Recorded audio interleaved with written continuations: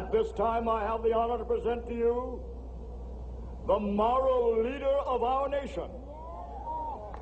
I have the pleasure to present to you Dr. Martin Luther King, Jr.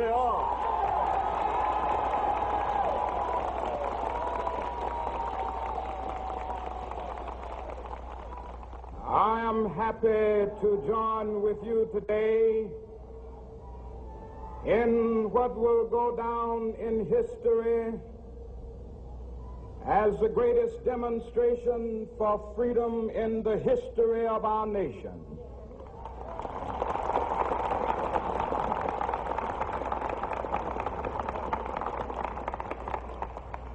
Five score years ago, a great American in whose symbolic shadow we stand today signed the Emancipation Proclamation. This momentous decree came as a great beacon light of hope to millions of Negro slaves who had been seared in the flames of withering injustice. It came as a joyous daybreak to end the long night of their captivity. But 100 years later, the Negro still is not free. 100 years later, the life of the Negro is still sadly crippled by the manacles of segregation and the chains of discrimination. 100 years later, the Negro lives on a lonely island of poverty in the midst of a vast ocean of material prosperity. 100 years later, the Negro is still languished in the corners of American society and finds himself in exile in his own land. And so we've come here today to dramatize a shameful condition. In a sense, we've come to our nation's capital to cash a check.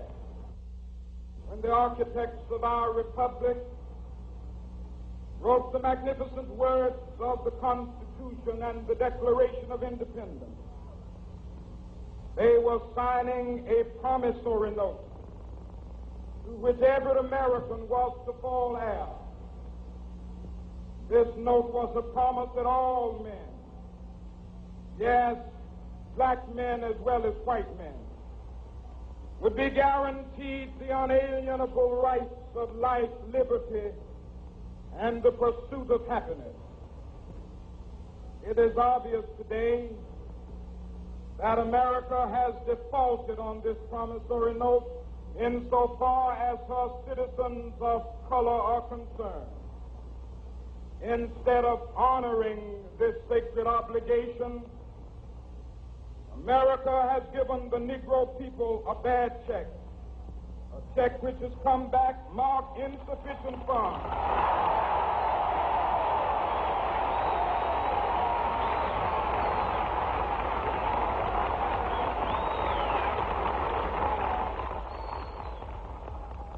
But we refuse to believe that the Bank of Justice is bankrupt. We refuse to believe that there are insufficient funds in the great vaults of opportunity of this nation. So we've come to cash this check, a check that will give us upon demand the riches of freedom and the security of justice.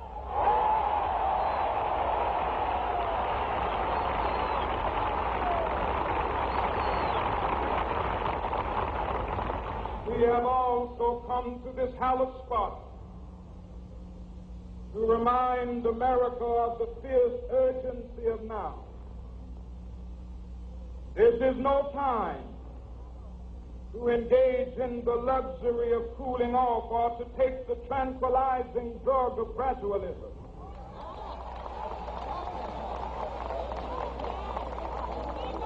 Now is the time to make real the promises of democracy. Now is the time to rise from the dark and desolate valley of segregation to the sunlit path of racial justice. Now is the time to lift our nation from the quicksands of racial injustice to the solid rock of brotherhood. Now is the time to make justice a reality for all of God's children.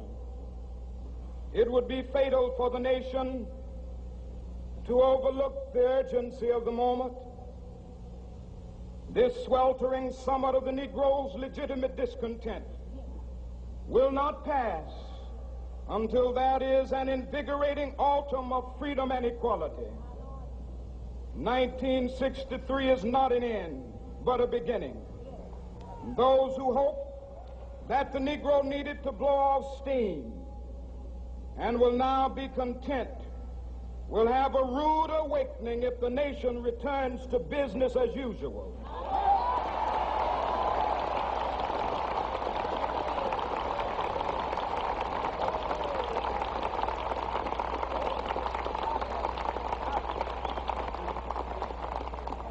There will be neither rest nor tranquility in America until the Negro is granted his citizenship rights.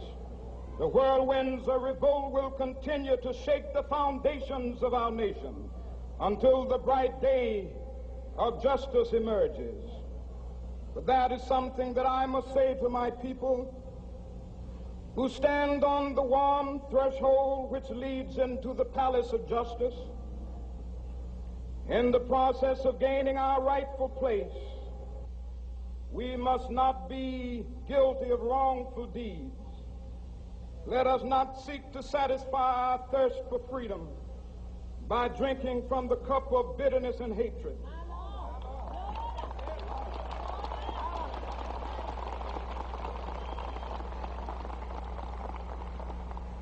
We must forever conduct our struggle on the high plane of dignity and discipline.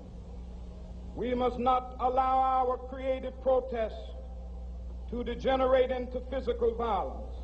Again and again, we must rise to the majestic heights of meeting physical force with soul force. The marvelous new militancy which has engulfed the Negro community must not lead us to a distrust of all white people. For many of our white brothers, as evidenced by their presence here today, have come to realize that their destiny is tied up with our destiny.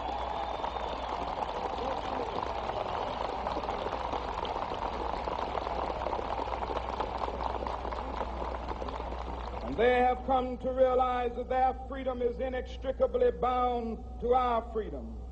We cannot walk alone. And as we walk, we must make the pledge that we shall always march ahead. We cannot turn back. There are those who are asking the devotees of civil rights, when will you be satisfied? We can never be satisfied as long as the Negro is the victim of the unspeakable horrors of police brutality. We can never be satisfied as long as our body is heavy with the fatigue of travel, cannot gain lodging in the motels of the highways and the hotels of the cities.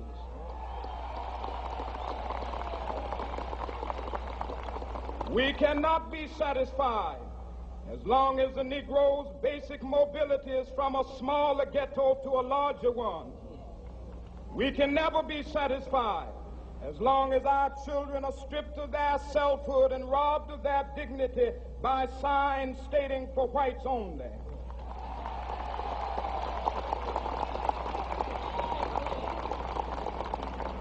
We cannot be satisfied as long as a Negro in Mississippi cannot vote and a Negro in New York believes he has nothing for which to vote.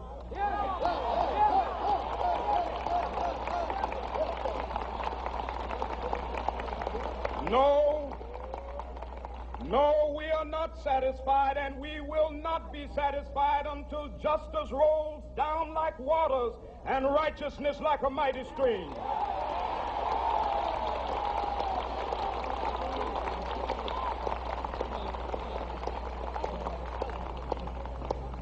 I'm not unmindful that some of you have come here out of great trials and tribulations. Some of you have come fresh from narrow jail cells.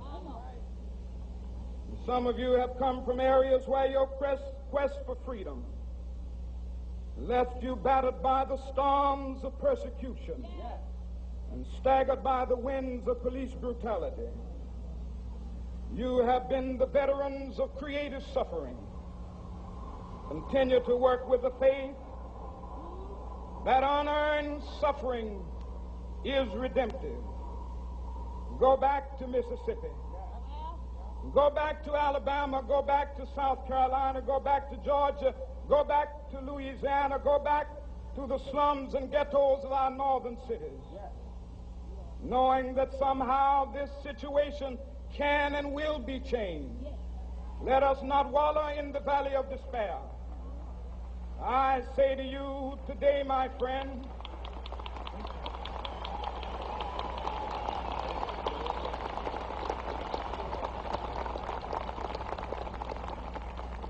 so even though we face the difficulties of today and tomorrow, I still have a dream. It is a dream deeply rooted in the American dream. I have a dream that one day this nation will rise up and live out the true meaning of its creed. We hold these truths to be self-evident, that all men are created equal.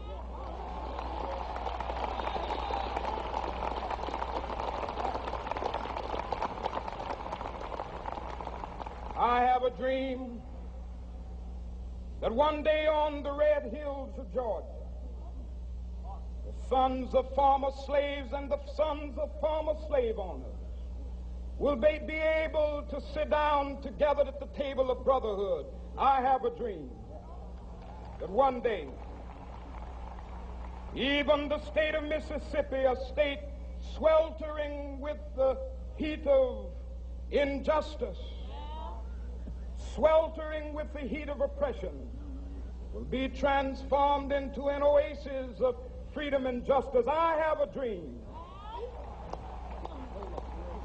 that my 4 little children will one day live in a nation where they will not be judged by the color of their skin, but by the content of their character. I have a dream today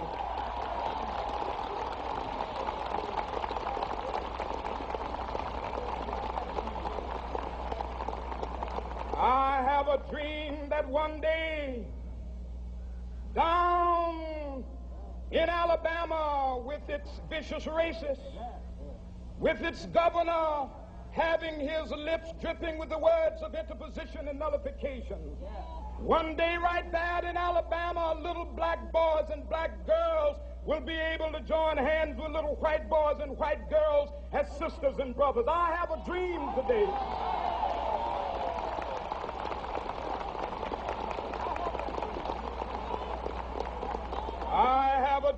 that one day every valley shall be exalted, and every hill and mountain shall be made low, the rough places will be made plain, and the crooked places will be made straight, and the glory of the Lord shall be revealed, and all flesh shall see it together. This is our hope. This is a faith that I go back to the South with. With this faith, we will be able to hew out of the mountain of despair a stone of hope. With this faith, we will be able to transform the jangling discords of our nation into a beautiful symphony of brotherhood. With this faith, we will be able to work together, to pray together, to struggle together, to go to jail together, to stand up for freedom together, knowing that we will be free one day. This will be the day. This will be the day when all of God's children will be able to sing with new meaning, my country, tears of thee. Sweet land of liberty, of thee I sing. Land where my fathers died, land of the pilgrim's pride. From every mountainside, Let freedom ring, and if America is to be a great nation, this must become true. And so let freedom ring from the prodigious hilltops of New Hampshire. Let freedom ring from the mighty mountains of New York. Let freedom ring from the heightening Alleghenies of Pennsylvania. Let freedom ring from the snow-capped Rockies of Colorado. Let freedom ring from the curvaceous slopes of California. But not only that, let freedom ring from Stone Mountain of Georgia. Let freedom ring from Lookout Mountain of Tennessee. Let freedom ring from every hill and molehill of Mississippi, from every mountainside. Let freedom ring, and when this happens, and when we allow freedom ring, when we let it ring from every village and every hamlet, from every state and every city, we will be able to speed up that day when all of God's children, black men and white men, Jews and Gentiles, Protestants and Catholics, will be able to join hands and sing in the words of the old Negro spiritual, free at last, free at last. Thank God Almighty, we are free at last.